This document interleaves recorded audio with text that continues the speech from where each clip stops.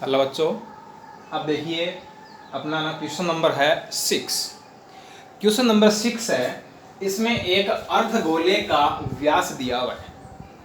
अर्धगोले का व्यास 42 सेंटीमीटर है। इसके संपूर्ण पृष्ठ पर पेंट करने की लागत ज्ञात कीजिए, जबकि 1 वर्ग सेंटीमीटर पर पेंट करने की लागत 20 पैसे है। अब इसके संपूर्ण पृष्ठ पर पेंट करना है तो पहले हमें इसका संपूर्ण पृष्ठ ज्ञात करना पड़ेगा। व्यास दे रखा है 42, तो त्रिज्या क्या हो जाएगी 42 की आधी यानी 21 सेंटीमीटर।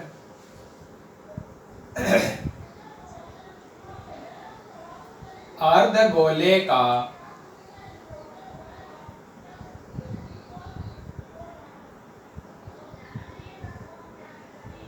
संपूर्ण पृष्ठीय क्षेत्रफल ये क्या है 3 पाई r स्क्वायर है। अब इसमें मान रख दो 3 गुणा 22/7 गुणा 21 गुणा 21। अब 7 का भाग 21 में 3 बार, तो ये बन जाएगा 22 गुणा 3 66 गुणा 21 गुणा 3 63। अब क्या करना है 66 को 63 से गुणा करना है।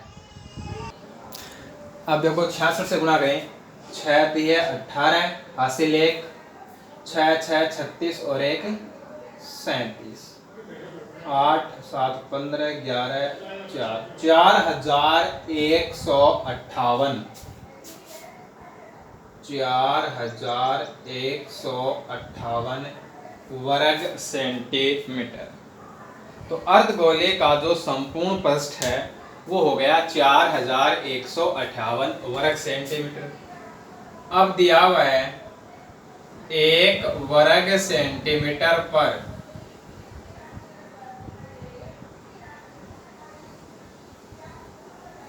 पेंट कराने की लागत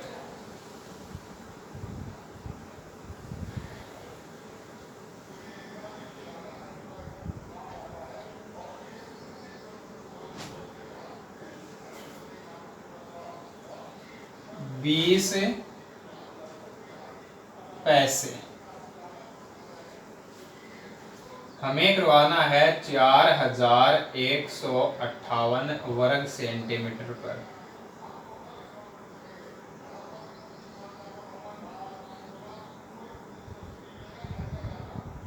पेंट कराने की लागत 4158 गुणा 20,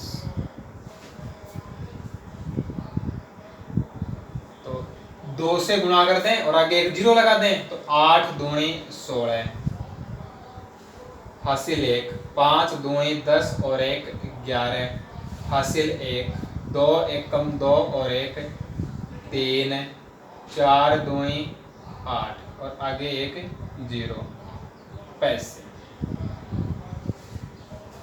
83,160 पैसे हो गए।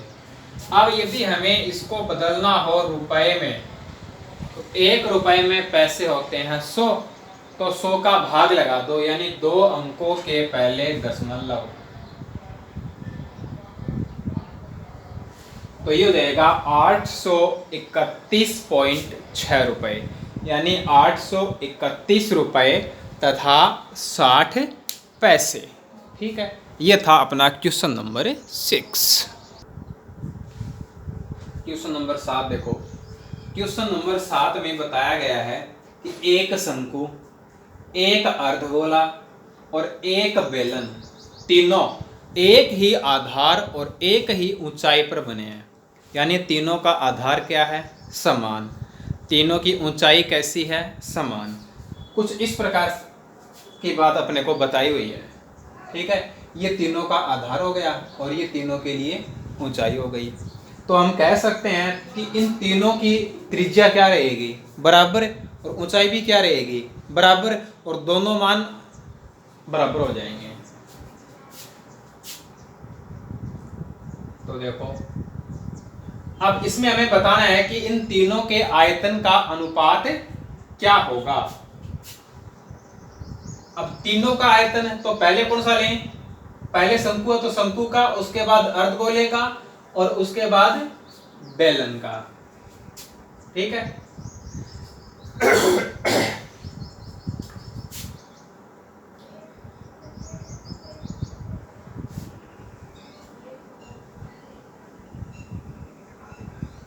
शंकु का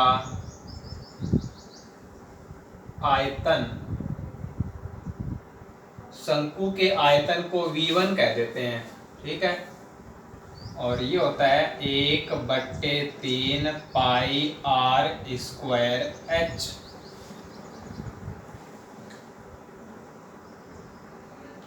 अब r और h दोनों का मान बराबर होगा।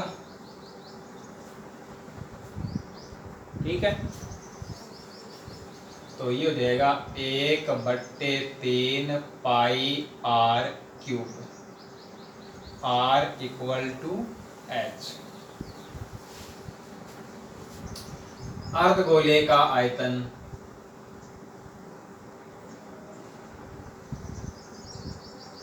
अर्धगोले का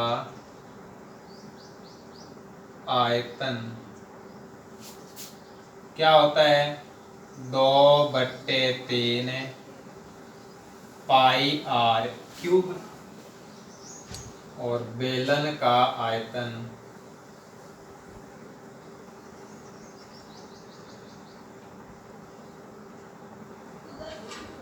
इसको हम कह देते हैं V3, ये है V2। और बेलन का आयतन होता है पाई r square h। r h दोनों बराबर हैं तो ये बन जाएगा पाई r क्यूब। ठीक है। h की जगह हमने क्या रख दिया, r रख दिया। कोई सा भी मान रख सकते हैं, चाहे तो तीनों में r की जगह h रख दो, और चाहे तीनों में ही r की जगह h रख दो। ठीक है ना। तीनों में या तो r रहे या तीनों में h रहे। अब देखो कि ये बराबर कैसे हुई। अब इन तीनों का आधार एक जैसा है। जब इन तीनों का आधार एक जैसा है तो तीनों का व्यास क्या होगा, समान। और जब तीनों का व्यास समान है तो तीनों की त्रिज्या भी क्या होगी, बराबर। ठीक है। अब यदि हम बात करेंगे अर्धगोले की, तो देखो ये अर्धगोले की ये क्या होगी, त्रिज्या होगी, और ये भी अर्धगोले की क्या होगी, त्रिज्या होगी। तो दोनों का मान क्या रहेगा, बराबर। अब ये अर्धगोले की त्रिज्या यानी r का मान है, लेकिन जब हम बात करेंगे बेलन और शंकु के लिए, तो बेलन और शंकु के लिए ये क्या होगा, ऊंचाई होगी, जो किसके बराबर है, r के बराबर है। ठीक है ना। तो इस प्रकार से क्या है, r और h दोनों का मान क्या हो गया, बराबर हो गया। अब हमें इनका अनुपात चाहिए, V1 अनुपात V2 अनुपात V3। तो V1 का मान क्या है, 1/3 पाई r क्यूब अनुपात 2/3 पाई r क्यूब अनुपात पाई r क्यूब। अब देखो पाई r क्यूब तीनों में आ गया तो कट जाएगा ना, तो ये बचेगा 1/3 अनुपात 2/3 अनुपात, यहाँ बचेगा 1। लघुत्तम क्या है इनका, 3 है ना, तो 3 से गुणा कर दो। तो 3 से गुणा करेंगे तो ये बनेगा 1/2/3। तो इनके जो आयतन का अनुपात है वो क्या हो गया, 1/2/3 हो गया। अब यदि इनमें से इन जो नामों का जो क्रम है उसको आगे पीछे कर दे तो यहाँ ये मान भी क्या होगा, चेंज हो जाएगा। ठीक है ना। ऐसा नहीं है कि हमेशा 1/2/3 ही आएगा। हाँ, शंकु, अर्धगोला और बेलन, इन तीनों को इसी क्रम में लेंगे तब तो ये अनुपात ये रहेगा, लेकिन इनके क्रम को आगे पीछे कर देंगे तो अनुपात क्या हो जाएगा, चेंज हो जाएगा। अब देखिए क्वेश्चन नंबर 8। क्वेश्चन नंबर 8 है, उसमें कोई पिंड है और वो पिंड किस प्रकार का है कि उसका जो बायां भाग है वो तो है बेलनाकार और जो दायां भाग है वो है शंक्वाकार। यानी एक इस प्रकार के ठोस की बात कर रहा है कि एक बेलन है और उस बेलन के दाएं तरफ क्या लगा हुआ है, एक शंकु लगा हुआ है। ठीक है। अब बेलन का व्यास, लंबाई, शंकु का व्यास, ऊंचाई दे रखी है और कह दिया कि इस संपूर्ण ठोस पिंड का आयतन ज्ञात कीजिए। तो जब भी कोई ठोस दो या अधिक ठोसों से मिलकर बना होता है तो उस संपूर्ण ठोस का आयतन उन घटक ठोसों के आयतन के योग के बराबर होता है जिनसे वह मिलकर बना है। यानी ठोस का निर्माण जिन ठोसों के मिलने से बना है उन सभी के आयतन का योग ही उस संपूर्ण ठोस का आयतन होता है। जैसे यहाँ ये बेलन और शंकु से बना ना, तो इसका जो आयतन है वो बेलन का आयतन प्लस शंकु का आयतन हो जाएगा। ठीक है। तो ये बात ध्यान में रखनी है कि जब कोई ठोस दो या अधिक ठोसों से मिलकर बना है तो उसका आयतन उन सभी घटक ठोसों के आयतन के योग के बराबर होता है। और यदि संपूर्ण पृष्ठ पूछा गया होता तो संपूर्ण पृष्ठ है वो वक्र पृष्ठों के योग के बराबर होता। संपूर्ण पृष्ठ है वो संपूर्ण पृष्ठ का योग नहीं होता, संपूर्ण पृष्ठ है वो क्या होता, वक्र पृष्ठ का योग होता। कैसे होता, देखो यहां बेलन का आधार और शंकु का आधार काम में आएगा क्या, नहीं आएगा। इसके चारों ओर का भाग है वही तो काम में आ रहा है और वो क्या होता है, वक्र पृष्ठ होता है ना। तो देखो बेलन का व्यास 14 सेंटीमीटर, तो त्रिज्या कितनी हो गई, 14 की आधी 7 सेंटीमीटर। लंबाई, यदि बेलन सीधा खड़ा है तो ऊंचाई और टेढ़ा है तो लंबाई। ठीक है, तो ये किसका मान है, h का। शंकु का व्यास दे रखा है 14 सेंटीमीटर, तो त्रिज्या देखो यहाँ भी r है यहाँ भी r है, लेकिन r का मान दोनों जगह कैसा है, बराबर है, इसलिए हमने इसको स्मॉल लेटर से लिख दिया। अलग अलग होता तो या तो r1 r2 कहते या स्मॉल r कैपिटल R। ऊंचाई, ऊंचाई देखो पहले भी है, दोनों बराबर थोड़ी हैं, तो यहाँ कैपिटल H लिख लेते हैं। तो ठोस पिंड का आयतन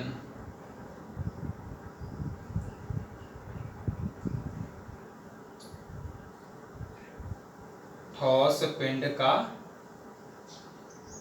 आयतन क्या हो जाएगा, बेलन का आयतन प्लस शंकु का आयतन। बेलन का आयतन प्लस शंकु का